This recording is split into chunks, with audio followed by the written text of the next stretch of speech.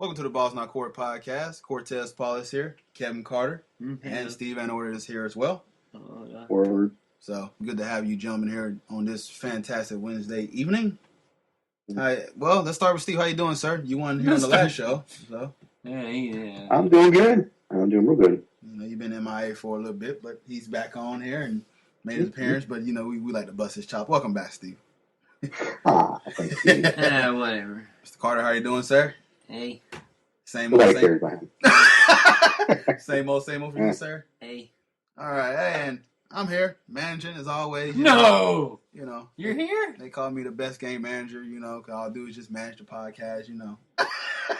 Not the superstar, but I just... All right, Chris Paul. just managing the podcast. But hey, nonetheless, we're here. We're going to talk about a little bit... Well, we're going to talk a lot of football. And getting right into it, we're going to start off with the final college football playoff rankings.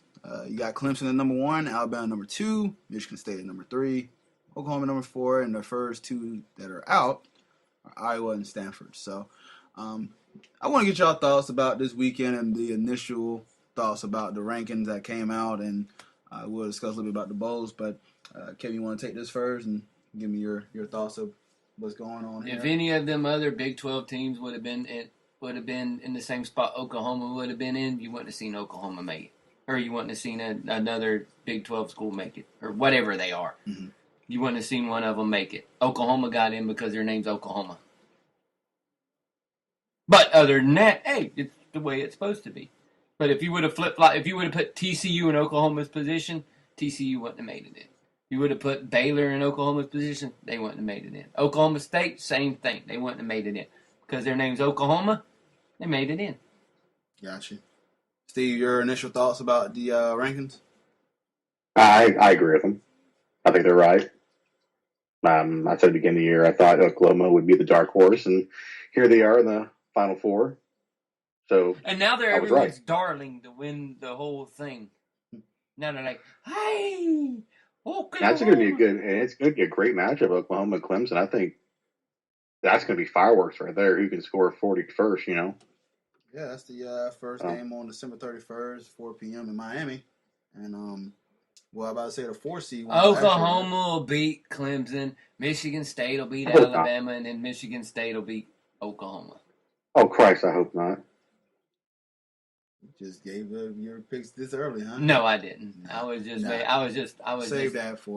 blabbing off. We'll save that. And you got a whole month. Yeah, you got a whole month to discuss that. But I'm about to say, because Ohio State was number 4 last year going in, right? Mm-hmm. And they won it. So how crazy would that be again, a 4 seed win it again? But yeah, I mean, my thoughts of it as well. I mean, I look at it and look at this shit though. They're playing New Year's Eve.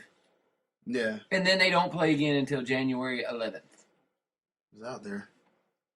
So, but who the fuck you got? Let's wait 2 more. Let's wait fucking almost 3 weeks before they play again.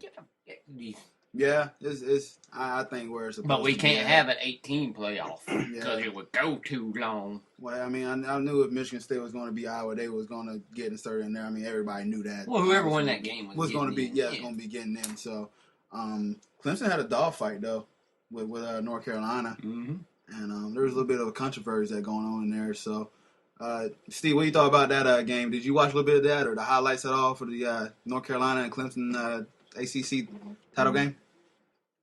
It was an okay game. I'll be honest, I caught a little bit of it at the very end. I thought the Phantom call was kind of crap, but it played out the way I thought it would. I'll be honest with you, I really didn't think North Carolina was going to stand with them. You know, I just really did not think they were going to stand toe-to-toe with them, but they did. And, I think maybe the refs helped out Clemson with the onside call or whatever, and it is what it is. So now we got the number 1 team securing it up, so it played out just right. Yeah, it was 45-37. Clemson ended up escaping that game, and I missed this game neither, so I didn't really see all the calls or anything like that. But from the highlights that I did see, I see it was a back and forth game. So Clemson got their work cut out for them and everything like that. Who they're playing against here, so this is wide open. I don't think there's a clear cut favorite in this playoff so far. At least that's projected to be. I don't think there's one that at least blow me away that can, they're going to dominate the field. But they all have their issues. Yeah, exactly. So then, Alabama kind of, that was easy. Yeah, that was easy. I mean, eventually you knew they were just going to tire down because Florida issues on the offensive and special teams end. And then they did a good job on Derrick Henry in the first 3 quarters. It was just like the FSU game. Yeah. It was a mirror image of the FSU game, except with with a touchdown instead of a safety. We have a lot of frogs here in Florida. Yeah, we do. They're croaking everywhere. We even have barking spiders in there. So they just jump around. Somebody's gonna be listening to this and be like, barking spiders. I'm telling you, man. Yeah. What? Yeah, they're crazy. Did you catch any of these games, Steve, at all? I didn't catch the Michigan State Iowa game. However, I was rooting for Iowa. I did catch a little bit of the Florida Alabama game, and was not impressed with Florida's offense at all. No, that quarterback is just bad, man. It's sad because that's the most Florida's shocking got such an elite statement I've heard. defense. And it stinks. They got such an elite defense that to have that guy quarterbacking a team, it's just terrible.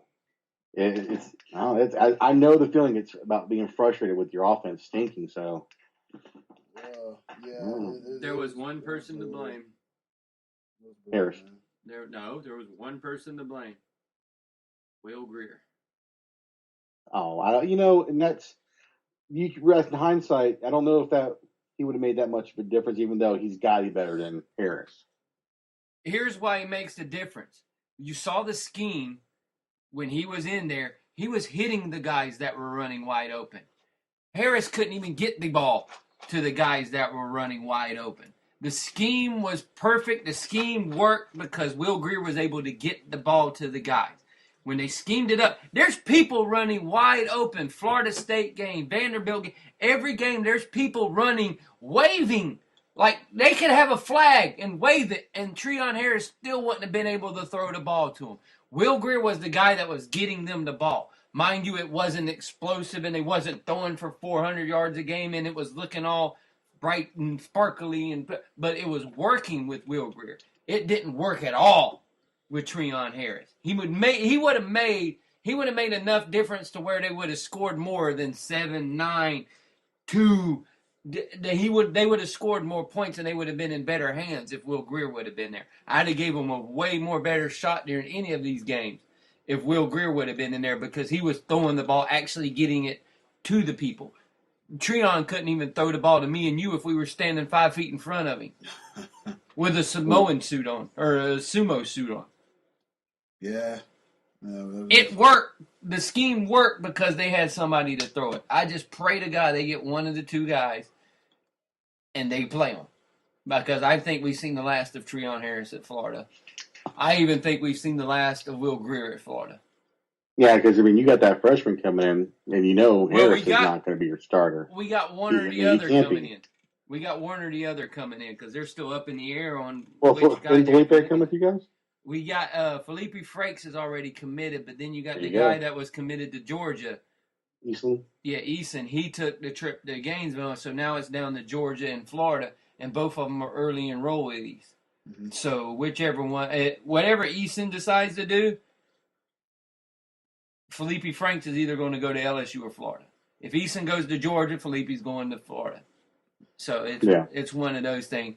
And I'm going to throw out a name that is going to be the starting quarterback at the University of Florida come opening day. Luke Del Rio will be your starting quarterback at the University of Florida come next year. I have to favor this episode and remember this. Luke Del Rio. Put this one on top. Does the last name ring a bell? Yeah, Del Rio does. Mm-hmm. It is Jack Del Rio's son. Luke he won't start. Del Rio. No, he was in this year because he done transfers and he's really never played. Mm-hmm.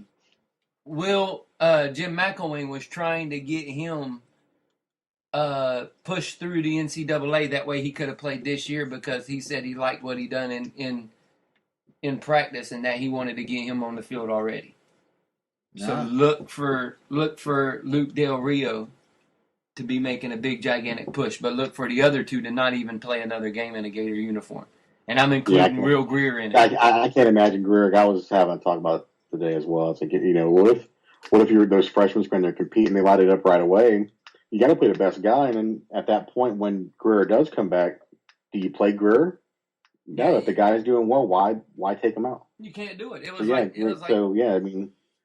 be just like this year. It'd be just like this year with him gone, and you essentially replace him with somebody just like this year. The chemistry gets all thrown off, and you see what happens. Mm-hmm. He goes like, yeah. All right, moving forward. He goes to wah. Yeah, well, as you know, it was like going to the dentist and having 17 root canals done at the same time. Well, that's what watching Florida's offense was. Yeah.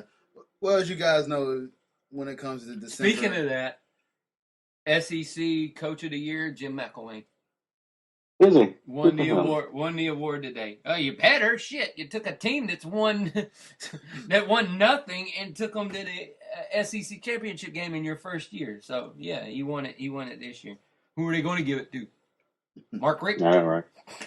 Yeah. Yeah, that guy. Butch Jones? All right. As you know, I'm going to go and keep it going here. Then at the end of the month, it always come to be, or at least in December, and then the beginning of January, it's always like Christmas for guys that love football because there's nothing but football on and especially college football, so you can sit on. Well, no, some of them are like opening presents where all you get is underwear. Yeah. You don't want those. Well, true. But, yeah. Some is like that, some is not. So I want to get some of y'all early synopsis on some of the. Yeah, go on StubHub and try to get a ticket to that game. Yeah. No. It's still not bad. $149? That ain't bad. Yes, it is bad when the ticket's only $50. Drew, well, yeah, Drew, you got people reselling them. Anyways, in Georgia to watch. See, some of these games here, as far as the bowls, what's some of the games you keep it on? I know the obvious one, but any other ones, including that game that you're looking at? Stanford, Iowa. Really excited that old school smash mouth football. Sweet I love that kind of football. I don't like the spread offenses. Up tempo shit. I think that's just I watch this on TV. This NCAA 2015 video game bullshit. I like smash mouth football. These two teams emulate that. So definitely Stanford, Iowa. And I don't know who to root for whenever it comes for the Catholics and the hairless nuts. So I don't understand who I'm going to root for. So I know Rudy sucks. I hate Meyer just as much. So I'm rooting for Bain. Rudy was offside, so I'm taking Rudy. Kevin, any games that you keep an eye on? I'm rooting for Bain in that one. I'm wanting Bain to come out and blow the field up and everybody fall into it on that game. Yeah, that's funny. I don't care. They're meaningless football games that don't mean a hill of beans. Play them, have fun. I'll watch the ones that I want to watch. Other than that, I do not care. If my team is not in the big ones, I don't care. Sourpuss. I don't care. I don't care. I've never cared. I've been to the games. I've had fun at them. I got drunk, and I didn't care who won. Because it does not matter. Your team played one last time. It doesn't matter. It don't matter. It does not matter. Good. I got to see them play Iowa one year. I got to see them play whoever one year. I got to see them play Michigan one year. Whoopity-doo. If they're not playing in one of the big games, I don't care. The one I'm intrigued in is the Oregon versus TCU game. That